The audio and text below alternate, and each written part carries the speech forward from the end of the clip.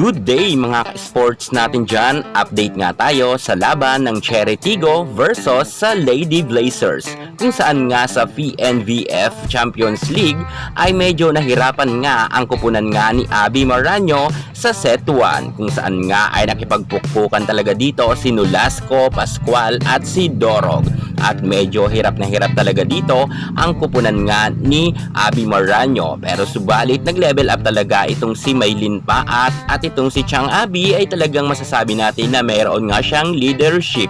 Kung kaya nga naitawid pa rin nila sa pagkapanalo sa set 1. Pero kitang-kita naman natin sa score na 29 at 27. Pabor nga lang yan sa Cherry. Ibig sabihin ay talagang pinahirapan talaga sila ng Lady Blazers sa set 1.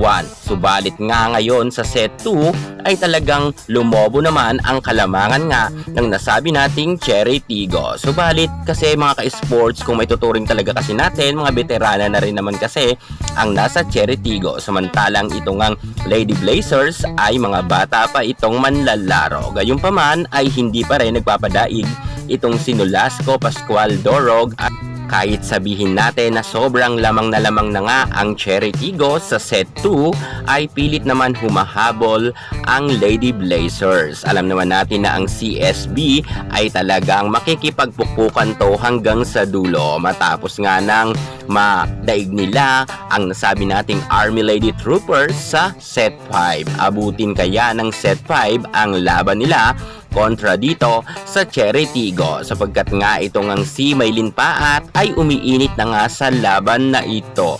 Sa set 1 nga ay sobrang dikit ang laban pero pagdating sa set 2 ay mukhang tinatambakan nga sila ng Cherry Tigo.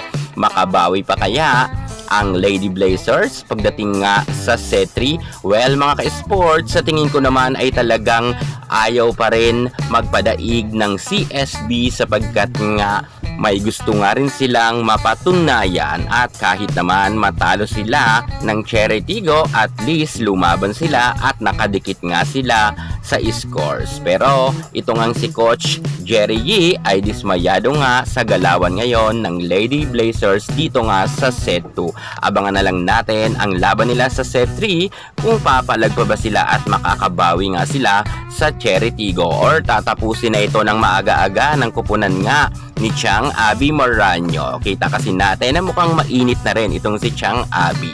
Talagang umaatake siya at nagpapakawala ng kanyang mga powerful quick attack. Kaya't abang-abang lang kayo mga ka-sports natin dyan at tutukan natin ang bakbakan nga ng Cherry Tigo kontra nga sa Lady Blazers. Kaya't kung ayaw nyong mahuli sa mga update natin pagdating sa larangan sa volleyball, subscribe na. Thank you so much. God bless!